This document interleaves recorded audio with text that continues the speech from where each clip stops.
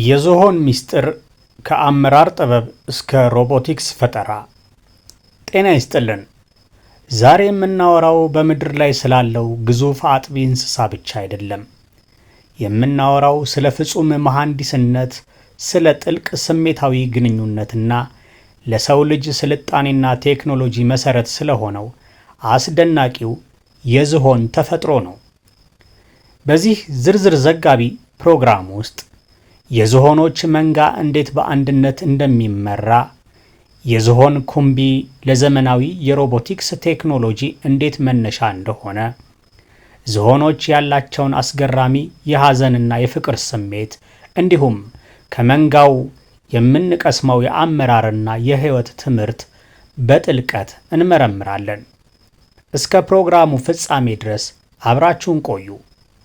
ተፈጥሮ ምን ያህል ረቂቅ እንደሆነች አብረን እንመሰክራለን። ሼልፍ ቲዩብ ነን። መርጠን አናመሰግንም፣ ለይተንም አንተችም።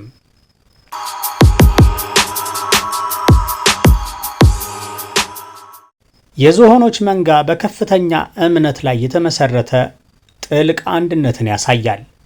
በዚህ መንጋ ውስጥ ዴሞክራሲ ወይም አምባገነንነት የሚባል ነገር የለም። ያለው ጥበብ ነው። የመንጋው መሪ እናት ዝሆን ናት።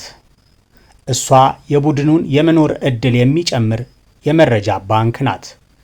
በድርቅ ጊዜ ውሃ የት እንደሚገኝ፣ አደገኛ መንገዶች የትኞቹ እንደሆኑና የአንበሳ መንጋ አደጋን እንዴት መከላከል እንደሚቻል የምታውቀው እሷ ናት።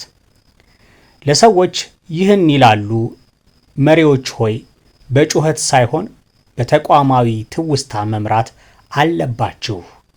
ልምድና ታሪክን ማክበር ለድርጅት ስኬት መሰረት ነው። በዝሆኖች ዘንድ የእኔ ልጅ የሚባል ነገር የለም።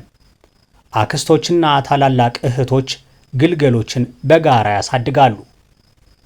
ይህ የወላጅ እናትን ድካም ይቀንሳል። ይህ የሚነግረን ስራን ማከፋፈልና አንዱ ሌላውን የሚተካበትን ሳፖርት ሲስተም መፍጠር ለአንድነት ወሳኝ እንደሆነ ነው።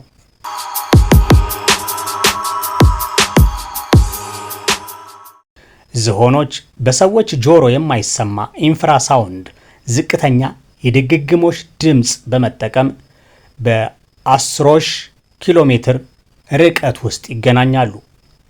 መሪዎች ጮክ ብለው ሳይጮሁ ግልጽና አስተማማኝ የሆነ የመገናኛ ኔትወርክ መዘርጋት አለባቸው የሚለውን ያስተምራሉ። ዝሆኖች ዋናተኞች እንደሆኑ ያውቃሉ። ጥልቅ ውሃ ውስጥ ሲዋኙ ኩምቢያቸውን እንደ ኦክሲጅን ቱቦ ከውሃው በላይ አውጥተው መተንፈስም ይችላሉ። ብዙዎቻችን የዝሆንን ኩምቢ እንደ አፍንጫ ብቻ ነው የምናየው። ነገር ግን ይህ አካል በተፈጥሮ ዓለም ውስጥ ተወዳዳሪ የሌለው ማሽን ነው። የሰው ልጅ በመላው ሰውነቱ ያለው የጡንቻ ብዛት ወደ 600 ገደማ ሲሆን የዝሆን ኩምቢ ብቻውን ግን ወደ 40,000 የሚጠጉ ጡንቻዎች አሉት። ምንም አጥንት የለውም። በሙሉ ጡንቻ በመሆኑ ወደ የትኛውም አቅጣጫ እንዲተጣጠፍ ያስችለዋል። አንድ የዝሆን ኩምቢ ዛፍን ከስሩ ነቅሎ የመጣል ጉልበት አለው። በተቃራኒው ደግሞ አንዲት ትንሽ ለውዝ ወይም ኦቾሎኒ ወይም ሳንቲም ከመሬት ላይ ቀስ አድርጎ የመልቀም ጥበብም አለው። ይህም ስስነቱንና ጠንካራነቱን አጣምሮ ይጠቀምበታል። የሮቦቶች ቴክኖሎጂ ከዝሆኖች ሲቀዳ ሳይንቲስቶች ይህንን የዝሆን አስገራሚ ተፈጥሮ ካጠኑ በኋላ ለምን እንደ ዝሆን ኩምቢ የሚተጣጠፍ ሮቦት አንሰራም የሚል ጥያቄ ያነሱ። ቀደም ሲል የነበሩት የፋብሪካ ሮቦቶች ጠንካራ ብረት የለበሱና አደገኛ ነበሩ። አሁን ግን ተመራማሪዎች በተለይም እንደ ፌስቶ ያሉ ተቋማት ሶፍት ሮቦቲክ ወይም ለስላሳ ሮቦቲክስ የሚባል አዲስ ዘርፍ ፈጥረዋል።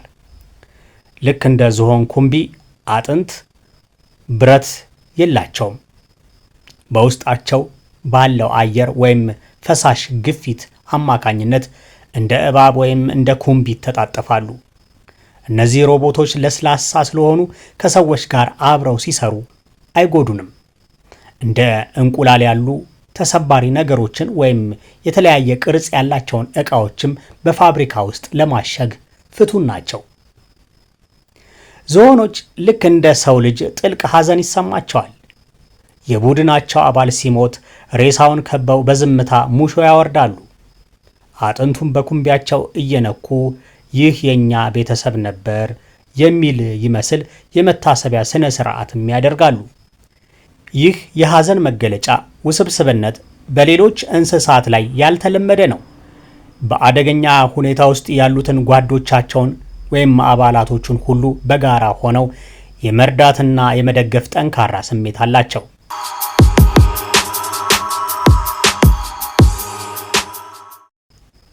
ዝሆኖች ታሪካቸውንና ዘመዶቻቸውን አይረሱም።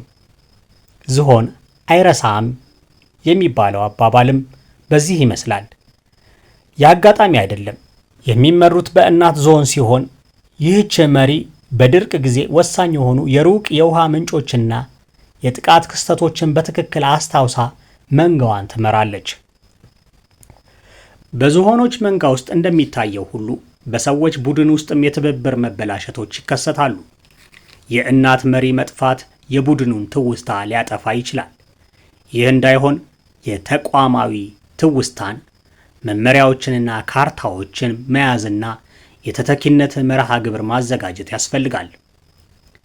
አዲስ ተቀጣሪዎች ወይም ደንበኞች ደህንነት ሳይሰማቸው ሲቀር የሚፈጠረውን ተቋማዊ የኪሳራ ተጋላጭነት ለመቀነስ ማን እንደሚጠብቃቸው መለየትና ኃላፊነት መስጠት ያስፈልጋል። የተለያዩ ቡድኖች ሲነጣጠሉ የሚከሰተውን መከፋፈል ለማስተካከል በወር አንዴ የጋራ መንገድ መራመድ፣ የተቀላቀለ የቡድን ችግርን መፍታት ይመከራል። በሰዎች ድርጅት ውስጥም የጋራ ማንነትን የሚያድሱ ስነ ስርዓቶችና ታሪኮች አንድነትን ያጠነክራሉ። አደጋ ሲመጣ አዋቂዎቹ ዝሆኖች ለግልገሎቹ የመከላከያ ግድግዳ ይፈጥራሉ።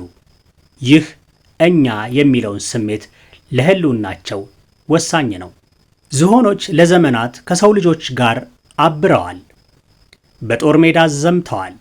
ነገር ግን ግንኙነቱ ሁሌም መልካም አልነበረም። ከታላቁ ጄኔራል ሃኒባል እስከ ህንድ ነገስታት ድረስ ዝሆኖችን እንደ ታንክ በጦር ግንባር አገልግለዋል። ዝሆኖች ለዘመናት በጦር ግንባር ላይ ወሳኝ የጦርነት መሳሪያዎች ነበሩ። ህንድ፣ ፐርሺያ እና ካርቴጅ በጄኔራል ሃኒባል አማካኝነት ዝሆኖችን ተጠቅመዋል። የሮማውያን ወታደሮች ዝሆንን ሲያዩ ከፍተኛ ሽብር ይይዛቸዋል። ታሪክ እንደሚያስረዳን የጭካኔ ስልጠና በተለይ በእስያ ዝሆኖችን ለሰው ትዕዛዝ ለማስገዛት የሚደረገው መንፈስን የመስበር ሂደት እጅግ አሰቃቂ ነው። ዝሆኑን ከእናቱ በመንጠቅ ከባድ የብረት መንጠቆዎችን በመጠቀም ለሰው ትዕዛዝ ፍጹም ተገዥ እንዲሆን ለማድረግ ያለመ ነበር። ለጌጣጌጥና ለፒያኖ ቁልፎች ሲባል በሚሊዮን የሚቆጠሩ ዝሆኖች ተጨፍጭፈዋል። ዛሬም ይህ ህገወጥ ንግድ ዝርያውን ህልውናውን እየተፈታተነ ይገኛል። እስቲ ከማጠቃለላችን በፊት እነዚህን 3 አስገራሚ እውነታዎች እናስታውሳችሁ። ዝሆን በምድር ላይ መዝለል የማይችል ብቸኛው አጥቢ እንስሳ ነው። ግዙፉ ዝሆን ትንሿን ንብ ይፈራል። ንብ በኩምቢው ውስጥ ከገባች ሊቋቋመው የማይችል ህመም ስለሚሰማው የንብ ድምፅ ሲሰማ ይሸሻል።